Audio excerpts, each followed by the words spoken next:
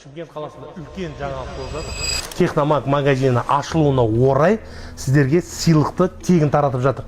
Мына жерде акциямен кез келген зат сатып аласыздар, өзінің бағасынан төмен бағада сатылып жатыр. Бір зат аласыздар, келесіздер, барабанды айландырасыздар, ішінен алып, мына жерде шыққан сыйлығыңызды тегін алып кетесіздер. Әйелдер мерекесіне орай мына әйелдерге берілетін сыйлықтардың бағасы өте төмен бағада сатылып жатыр. Және де мебельге орнатылатын техникалардың барлық түрі бар. Кеңіздер.